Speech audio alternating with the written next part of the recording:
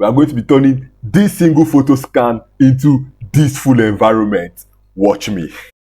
So a couple of days ago, I reintroduced myself into photo scanning, and I scanned this part of my backyard that looks really nice for a photo scan, but a really ugly scene itself. It's just a bunch of breakaways like cement, tiles and all that are just piled at the back. So I scanned them just for fun, or yeah, just to introduce myself back into scanning. But then I had a crazy idea to use only this photo scan to create a full-blown environment, as you have seen from the beginning of the video. So firstly, there is this photo scan here, and then I'm going to duplicate it to the other side and mirror it so that it forms like a like a line of horizon, or a line pointing towards something. You get, like if you draw a line of horizon or a line pointing towards something. So I'm going to duplicate it to the other side to fill up this second section,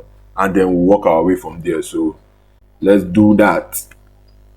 We have this, the photo scan again, just duplicated into two, and this is done because I didn't want it to repeat. So then just duplicate it into itself and move it to offset it. And yeah, the essentially we're looking pretty good, man. Now let's check it out.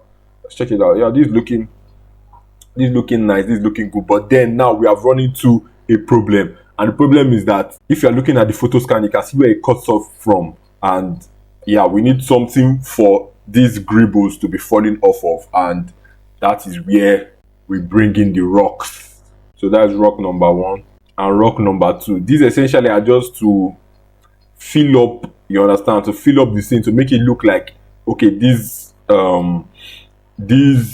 dirt or these broken pieces are actually falling off of something. Let's see the rendered view. So as you can see, it doesn't look bad at all. It may not look great now, but we'll get it to that final result because lighting and everything comes in place. So as I've filled up this edge, let's also do the same with this edge. So rock number one and rock number two. Essentially, the environment is pretty much done, if I may say, if you may permit me to say, because it already like gets the idea of what we want, which is a bunch of broken particles. Like imagine like they just broke down a whole construction, and then all the old bricks are just on the floor, and that's what we practically get. So yeah, this is already looking nice, this is already looking done. But now we need to fill out the background, and essentially what we'll do for that is just all these we have created, we're just going to duplicate them and put them in the background and make them work from the camera perspective. So let's do that. Yeah, as you can see, this it looks weird. It looks weird with all the duplicates and all, but from the camera it works, and that's just basically all we need. We need it to work from the camera, and we're good. So yeah, the environment is already looking nice. It's already looking how we want it to look. Let's see the render preview. Yeah, and now to fill up this middle space, we're just going to add water there to make it look like dirty water has now mixed with the brick, to just make it look disgusting generally. So yeah, and basically that is the environment. Your environment really has to work from your camera point of view, as far as I'm concerned, and it works from here. So now let's spice this up with some lights and camera rendering. So for the lights, we're going to be messing basically with mostly sunlight. Yeah, so let go. And this is the first sunlight that we have added, and this light is just like we're going to use it as the main light of the entire environment. And you can see how it's looking right now. It's looking nice, but then the shadows are too dark, so we need like a chica or a fill light. And let's bring in the second sunlight, and this is just a sunlight with a very reduced intensity facing towards the shadow side. And basically we're looking okay, but this environment is now lit like a miniature because it's lit once or so. So let's bring in some clouds, and those are just simply planes with noise connected to the alpha.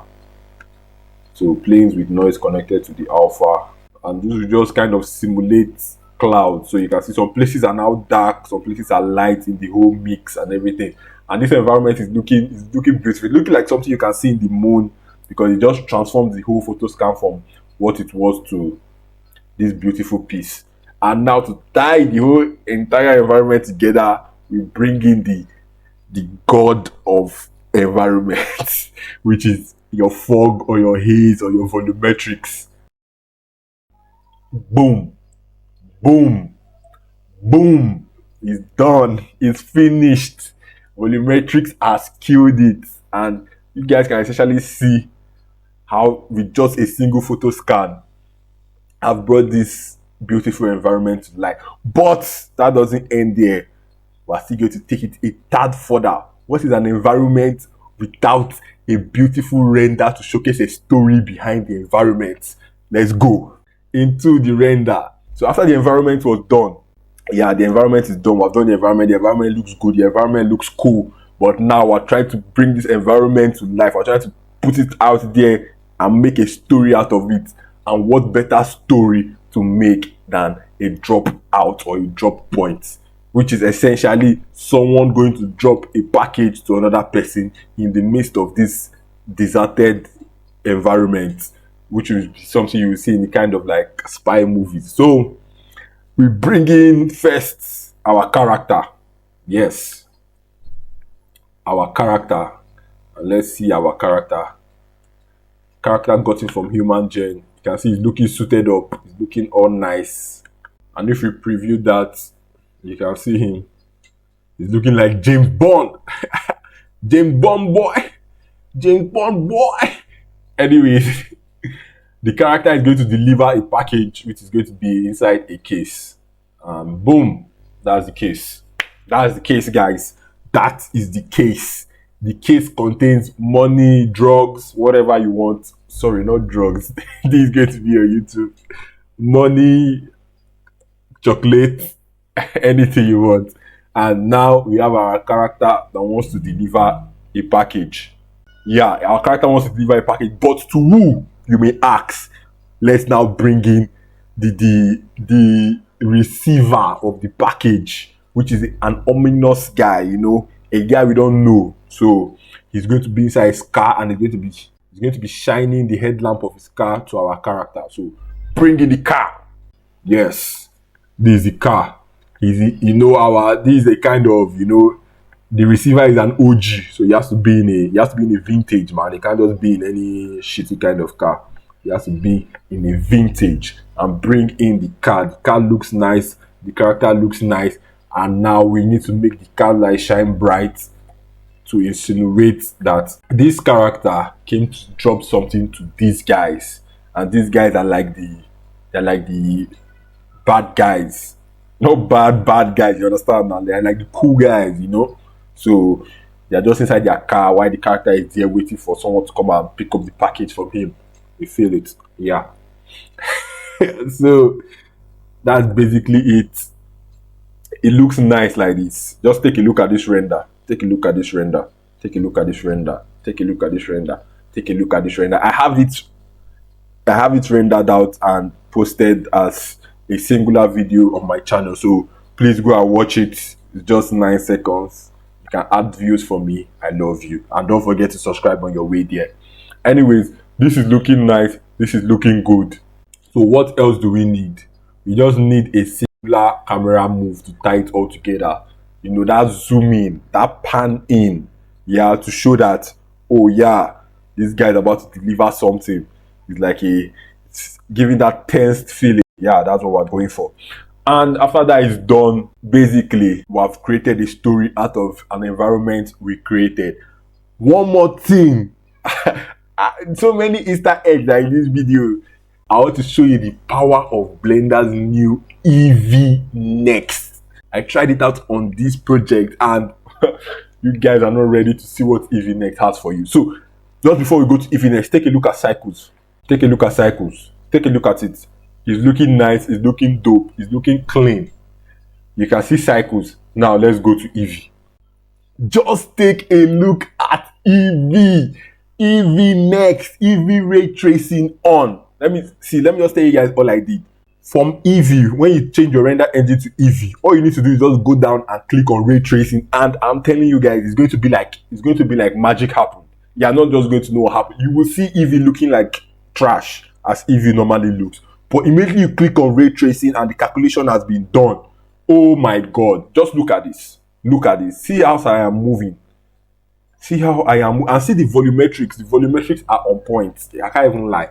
Now let me now even bust you guys' head the more. I can play this in real time. In real time, bro. Are you telling me something? In real time. In real time. EV Next is the killer. Is the killer. Is the killer. Is the killer. It is the killer. But yeah, after hyping EV Next, this is my should I say downside or my pitfall with EV is that yeah, it's good, but then it takes, like, if I'm ranging on cycles with 200 samples, it takes approximately the same amount of time to render one frame with cycles that he also does with EV Next. Or I never used EV, so I don't know about EV that he does with EV Next. That is the new EV in Blender 4.2. So I'm like, is there really, like, apart from viewport responsiveness, is there really another use for like it doing my final renders? I don't know if I had something selected wrong or anything. If you have any idea on how to use EV in the new Blender, please leave a comment below. And yeah, that's just basically it. From one photo scan to this full-blown short animation, you guys are welcome. Don't forget to subscribe, and until next time. Yeah, this is me from the future, and I forgot to say, if you want this photo scan, leave a comment and I'll be sending it to you.